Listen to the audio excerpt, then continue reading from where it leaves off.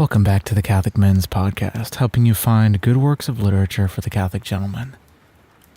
It's with a heavy heart that I start this podcast, because we just witnessed one of the greatest tragedies in America.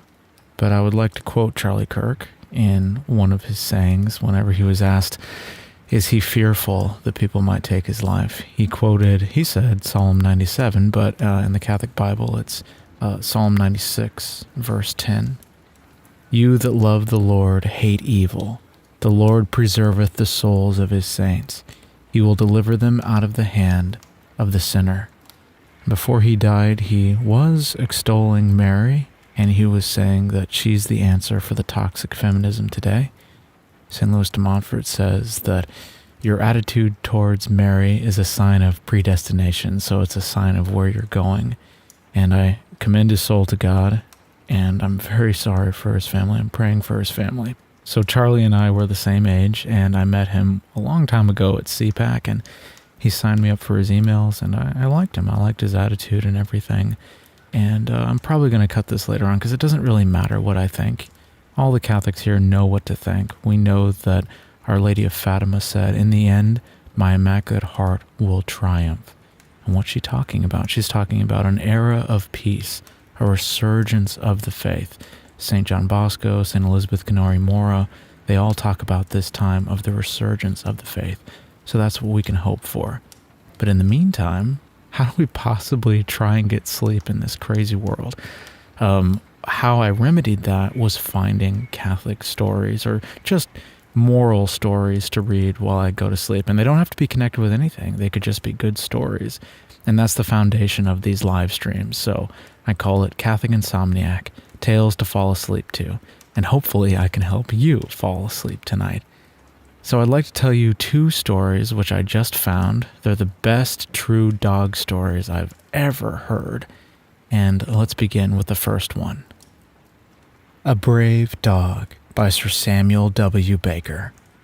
When I was a boy, my grandfather frequently told a story concerning a dog which he knew as a more than ordinary example of the fidelity so frequently exhibited by the race. This animal was a mastiff that belonged to an intimate friend, to whom it was a constant companion. It was an enormous specimen of that well-known breed, which is not generally celebrated for any peculiar intelligence, but is chiefly remarkable for size and strength. This dog had been brought up by its master from puppyhood, and as the proprietor was a single man, there had been no division of affection, as there would have been had the dog belonged to a family of several members. Turk regarded nobody but his owner. Whenever Mr. Prideaux went out for a walk, Turk was sure to be near his heels. Street dogs would bark and snarl at the giant, as his massive form attracted their attention, but Turk seldom condescended to notice such vulgar demonstrations. He was a noble-looking creature, somewhat resembling a small lioness, but although he was gentle and quiet in disposition, he had upon several occasions been provoked beyond endurance, and his attack had been nearly always fatal to his assailants. He slept at night outside his master's door, and no sentry could be more alert upon his watch than the faithful dog, who had apparently only one ambition, to protect and to accompany his owner. Mr. Prideaux had a dinner party. He never invited ladies, but simply entertained his friends as a bachelor. His dinners were but secondary to the quality of his guests, however, who were always men of reputation, either in the literary world or in the modern annals of society. The dog was invariably present, and usually stretched his huge form upon the hearthrug.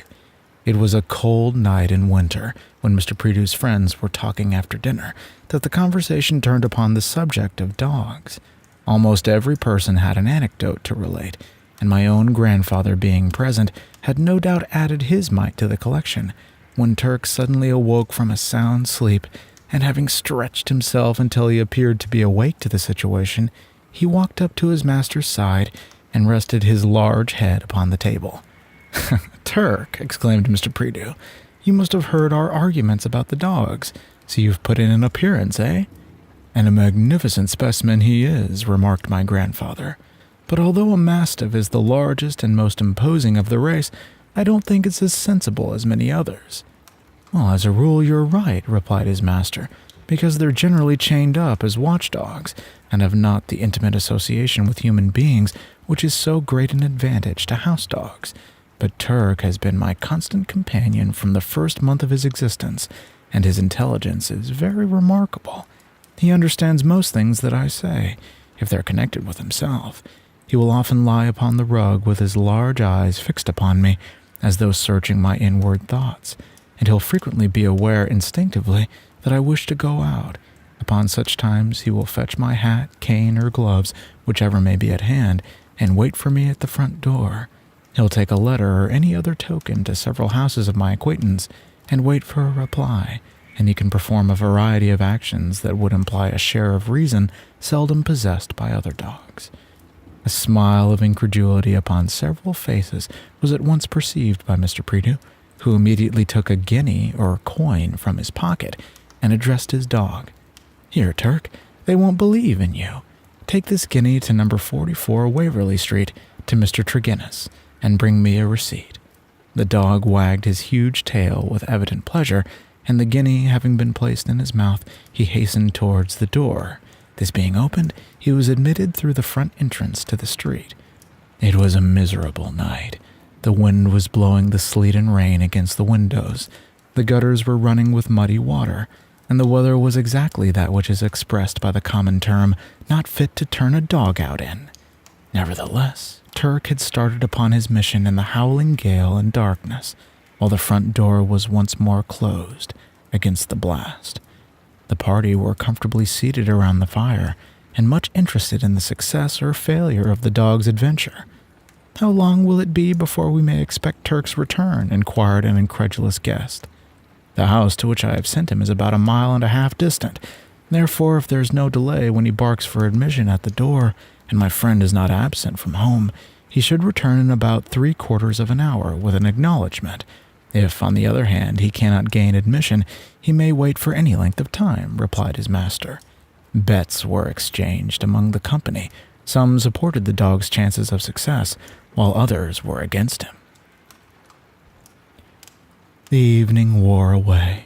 The allotted time was exceeded, and a whole hour had passed, but no dog had returned. Fresh bets were made, but the odds were against the dog. His master was still hopeful.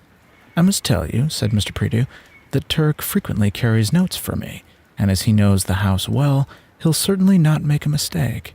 Perhaps my friend may be dining out, in which case Turk will probably wait for a longer time." 2 hours passed. The storm was raging. Mr. Prideaux himself went to the front door, which flew open before a fierce gust the instant that the lock was turned. The clouds were rushing past a moon, but faintly visible at short intervals, and the gutters were clogged with masses of half-melted snow. "Poor Turk," muttered his master. "This is indeed a wretched night for you. Perhaps they have kept you in the warm kitchen, and won't allow you to return in such fearful weather." When Mr. Prideaux returned to his guests, he could not conceal his disappointment. "Ha!" exclaimed one who had betted against the dog. "I never doubted his sagacity. With a guinea in his mouth, he's probably gone into some house of entertainment, where dogs are supplied with dinner and a warm bed, instead of shivering in a winter's gale." Jokes were made by the winners of bets at the absent dog's expense, but his master was anxious and annoyed. The various bets were paid by the losers, and poor Turk's reputation had suffered severely. It was long past midnight. The guests were departed. The storm was raging, and violent gusts occasionally shook the house. Mr. Prideaux was alone in his study, and he poked the fire until it blazed and roared up the chimney. "What can have become of that dog?" exclaimed his master to himself, now really anxious. "I hope they kept him. Most likely they would not send him back upon such a dreadful night." Mr. Prideaux's study was close to the front door, and his acute attention was suddenly directed to a violent shaking and scratching, accompanied by a prolonged whine. In an instant he ran into the hall and unlocked the entrance door. A mass of filth and mud entered. There was Turk. The dog seemed dreadfully fatigued, and was shivering with wet and cold. His usually clean coat was thick with mire, as though he had been dragged through deep mud. He wagged his tail when he heard his master's voice, but appeared dejected and very ill.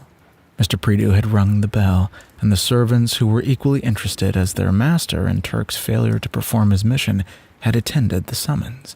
The dog was taken downstairs and immediately placed in a large tub of hot water in which he was accustomed to be bathed. It was now discovered that in addition to mud and dirt, which almost concealed his coat, he was besmeared with blood. Mr. Prideaux himself sponged his favorite with hot soap and water, and to his astonishment he perceived wounds of a serious nature.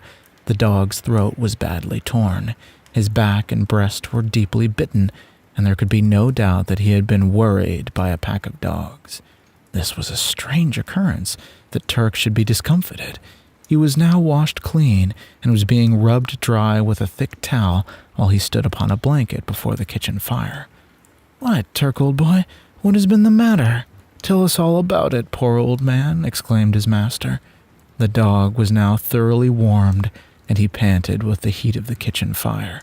He opened his mouth, and the coin which he had received in trust dropped on the kitchen floor. "There's some mystery in this," said Mr. Prideaux, "which I will endeavor to discover tomorrow. He's been set upon by strange dogs, and rather than lose the guinea, he's allowed himself to be half killed without once opening his mouth in self-defense. Poor Turk, you must have lost your way, old man, in the darkness and storm, most likely confused after the unequal fight. What an example you've given us wretched humans in being steadfast to a trust." Turk was wonderfully better after his warm bath. He lapped up a large bowl of good thick soup mixed with bread, and in half an hour was comfortably asleep upon his thick rug by his master's bedroom door. Upon the following morning the storm had cleared away, and a bright sky had succeeded to the gloom of the preceding night.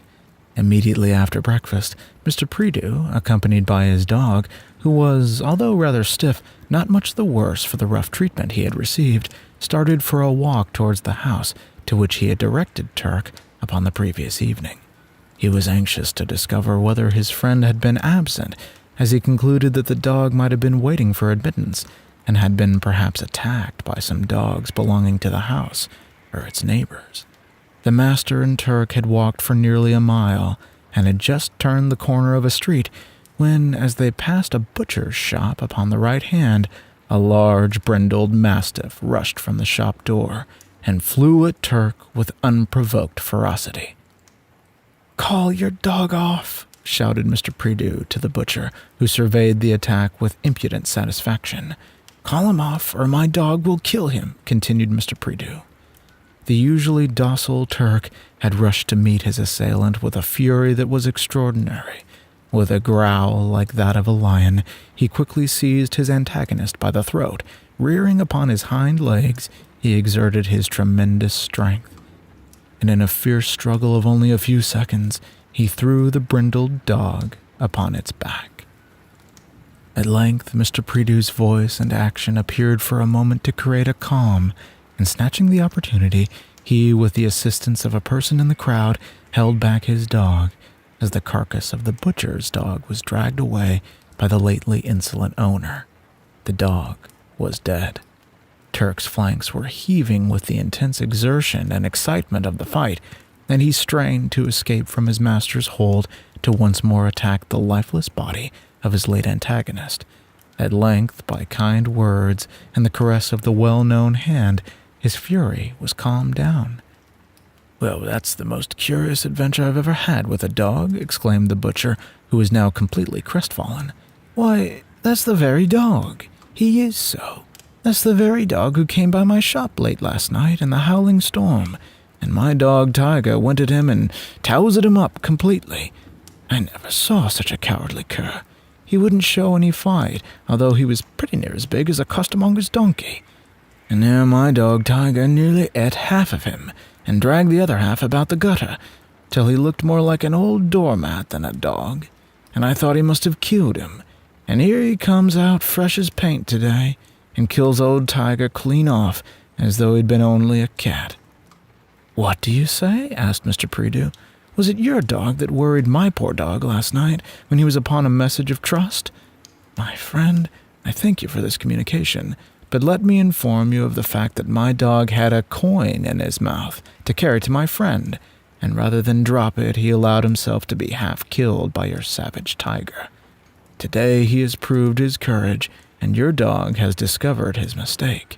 This is the guinea that he dropped from his mouth when he returned to me after midnight, beaten and distressed. Here, Turk, old boy, take the guinea again and come along with me. You have had your revenge, and have given us all a lesson." His master gave him the guinea in his mouth, and they continued their walk. It appeared upon Mr. Predu's arrival at his friend's house that Turk had never been there.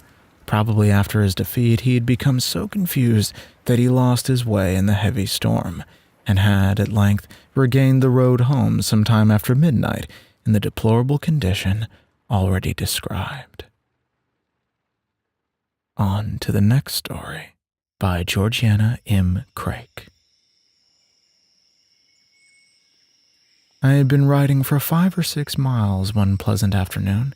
It was a delicious afternoon, like the afternoon of an English summer day. You always imagine it hotter out in Africa by a good deal than it is in England, don't you?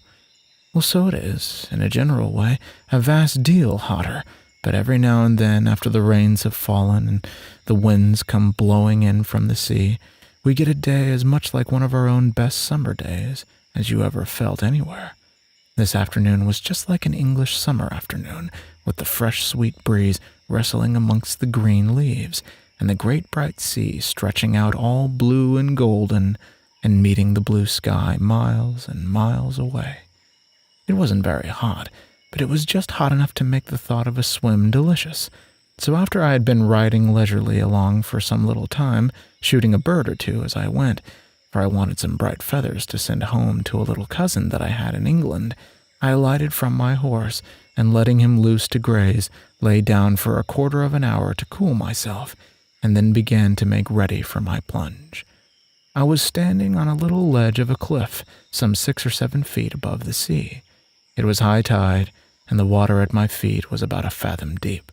I shall have a delightful swim, I thought to myself, as I threw off my coat, and as just at that moment Rolf, my dog, in a very excited way flung himself upon me, evidently understanding the meaning of the proceeding, and as I thought, anxious to show his sympathy with it, I repeated the remark aloud. "Yes, we'll have a delightful swim, you and I together. A grand swim, my old lad." And I clapped his back as I spoke, and encouraged him, as I was in the habit of doing, to express his feelings without reserve. But rather to my surprise, instead of wagging his tail and wrinkling his nose and performing any of his usual antics, the creature only lifted up his face and began to whine. He had lain for the quarter of an hour while I had been resting at the edge of the little cliff with his head dropped over it, but whether he had been taking a sleep in that position or had been amusing himself by watching the waves was more than I knew. He was a capital one for sleeping even then, and generally made a point of snatching a doze at every convenient opportunity. But whether he had been asleep before or not, at any rate he was wide awake now, and as it seemed to me, in a very odd humor indeed. "What's the matter, old fellow?" I said to him when he set up his dismal howl. "Don't you want to have a swim?" "Well, you needn't unless you like, only I mean to have one. So down with you, and let me get my clothes off." But instead of getting down, the creature began to conduct himself in the most incomprehensible way, first seizing me by the trousers with his teeth and pulling me to the edge of the rock, as if he wanted me to plunge in dressed as I was, then catching me again and dragging me back, much as though I was a big rat that he was trying to worry. And this pantomime, I declare, he went through 3 separate times, barking and whining all the while, till I began to think he was going out of his mind. Well, God forgive me, but at last I got into a passion with the beast. I couldn't conceive what he meant. For 2 or 3 minutes I tried to pacify him, and as long as I took no more steps to get my clothes off, he was willing to be pacified. But the instant I fell to undressing myself again, he was on me once more, pulling me this way and that, hanging on my arms, slobbering over me, howling with his mouth up in the air. And so at last I lost my temper, and I snatched up my gun and struck him with the butt end of it. My poor Ralph. and he stopped abruptly and stooped down and laid his hand on the great black head. "He was quieter after I had struck him," said Uncle Dick, after a little pause. "For a few moments he lay quite still at my feet, and I had begun to think that his crazy fit was over, and that he was going to give me no more trouble, when all at once, just as I had got ready to jump into the water, the creature sprang to his feet and flung himself upon me again.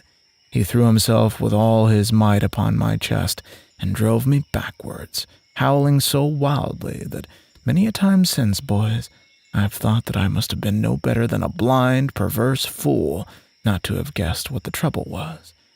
But the fact is, I was a conceited young fellow, as most young fellows are, and because I imagined the poor beast was trying for some reason of his own to get his own way, I thought it was my business to teach him that he was not to get his own way, but that I was to get mine, and so I beat him down somehow. I don't like to think of it now. I struck him again, 3 or 4 times. At last I got myself free of him. He gave a cry when he fell back. I call it a cry, for it was more like something human than a dog's howl, something so wild and pathetic that, angry as I was, it startled me, and I almost think if time enough had been given me, I would have made some last attempt then to understand what the creature meant. But I had no time after that. I was standing a few feet in from the water, and as soon as I had shaken him off, he went to the edge of the bit of the cliff, and stood there for a moment till I came up to him, and then, just as in another second I should have jumped into the sea, my brave dog, my noble dog, gave one last whine and one look into my face, and took the leap before me. And then, boys, in another instant I saw what he had meant. He had scarcely touched the water when I saw a crocodile slip like lightning from a sunny ledge of the cliff and grip him by the hinder legs. You know that I had my gun close at hand, and in the whole course of my life I never was so glad to have my gun beside me. It was loaded, too, and a revolver. I caught it up and fired into the water. I fired 3 times, and 2 of the shots went into the brute's head. One missed him, and the first seemed not to harm him much, but the third hit him in some vital place, I hope, some sensitive place at any rate, for the hideous jaws started wide. Then, with my gun in my hand still, I began with all my might to shout, "Rolf!"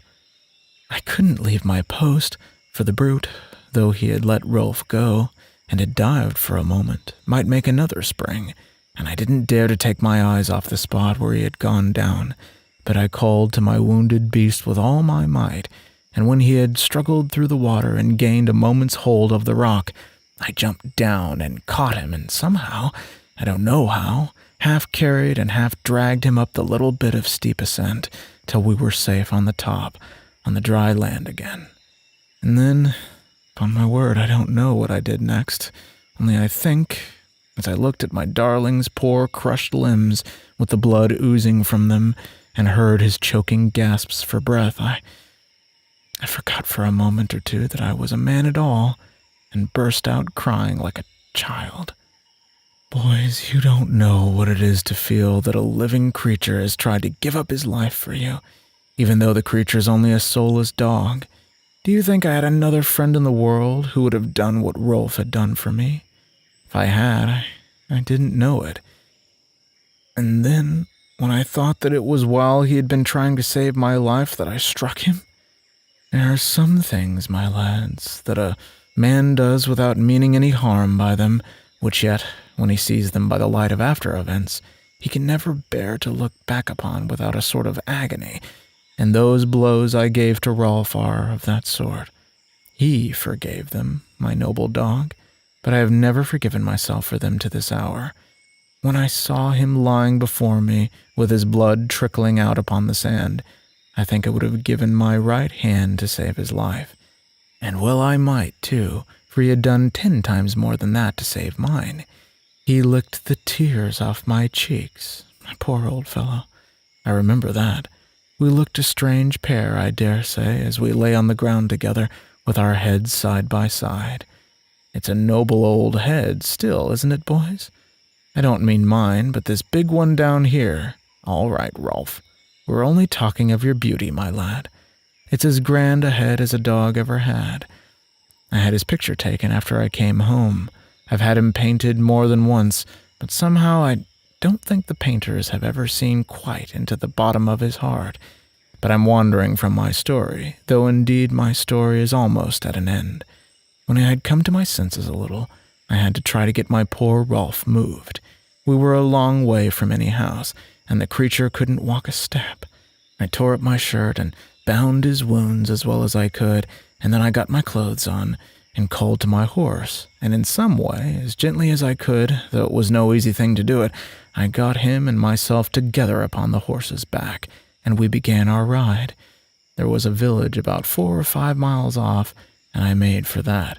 It was a long, hard jolt for a poor fellow with both his hind legs broken, but he bore it as patiently as if he had been a Christian. I never spoke to him, but panting as he was ready to lick my hands and look lovingly up into my face. Now I've wondered since many a time what he could have thought about it all, and the only thing I'm sure of is that he never thought much of the thing that he himself had done. That seemed, I know, all natural and simple to him. I don't believe that he has ever understood to this day what anybody wondered at in it, or made a hero of him for. For the noblest people are the people who are noble without knowing it, and the same rule, I fancy, holds good too for dogs. I got him to a resting place at last after a weary ride, and then I had his wounds dressed, but it was weeks before he could stand upon his feet again. And when at last he began to walk, he limped, and he has gone on limping ever since. The bone of one leg was so crushed that it couldn't be set properly, and so that limb is shorter than the other 3. He doesn't mind it much, I dare say. I don't think he ever did, but it has been a pathetic lameness to me, boys. It's all an old story now, you know, said Uncle Dick abruptly, but it's one of those things that a man doesn't forget, and that it would be a shame for him if he ever could forget it, as long as his life lasts. Uncle Dick stooped down again as he ceased to speak, and Rolf, disturbed by the silence, raised his head to look about him. As his master had said, it was a grand old head still, though the eyes were growing dim now with age. Uncle Dick laid his hand upon it, and the bushy tail began to wag. It had wagged at the touch of that hand for many a long day. We've been together for 15 years. He's getting old now, said Uncle Dick. Thank you all so much for listening. Sleep with the angels and rise with the saints. God bless you, and Our Lady keep you.